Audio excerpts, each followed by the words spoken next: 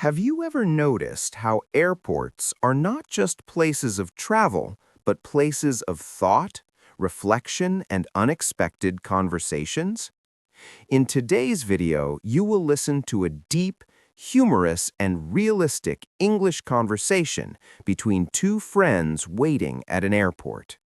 As they talk about travel, careers, adulthood, anxiety, and dreams, you will learn advanced English vocabulary, natural expressions, and real-life sentence structures used by fluent speakers. This conversation is designed especially for upper intermediate and advanced English learners who want to improve their listening skills, understand long dialogues, and learn how English is actually spoken in meaningful situations. So put on your headphones, relax, and let's travel, not just to a new destination, but into better English. Let's begin. Every time I enter an airport, I feel like my life decisions are being silently judged by the departure board. That's because airports are brutally honest places. They remind you that some people are going to Paris for vacation, while others are going back home to explain their career choices. Please don't attack me emotionally before security check. I already forgot where I put my passport once today. Only once? That's growth.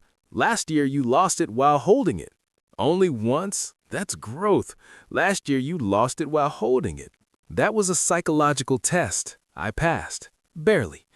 Tell me honestly, does this suitcase look overweight or is it just emotionally heavy? What if the destination has an identity crisis and changes weather suddenly? Then you buy a jacket there like a normal adult instead of packing your entire wardrobe. Normal adults don't exist at airports. Everyone here is either overprepared or completely lost. I feel like airport security slowly undresses your dignity in public. It's character development. By the time you board, you've lost all ego.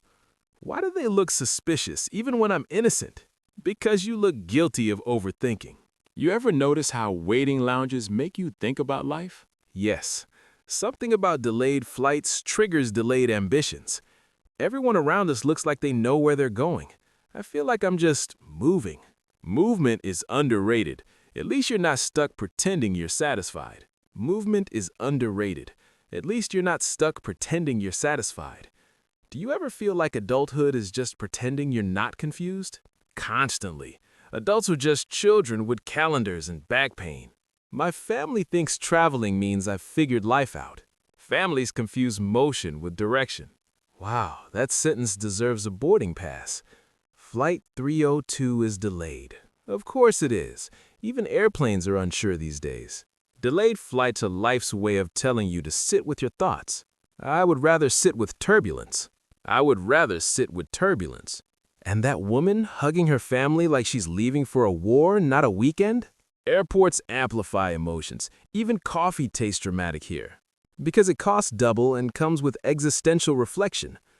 I'm glad we're traveling together. Alone, my thoughts get too loud. That's what friends are for. Background noise that occasionally gives good advice. That's what friends are for. Background noise that occasionally gives good advice. And you're the chaos that reminds me life isn't just plans and spreadsheets. What if I fail? Then you'll survive, learn, and pretend it was part of the journey. You make failure sound poetic. Failure is just success with better lessons and worse PR. Now boarding. Now boarding. Different sky, same friends. That's enough.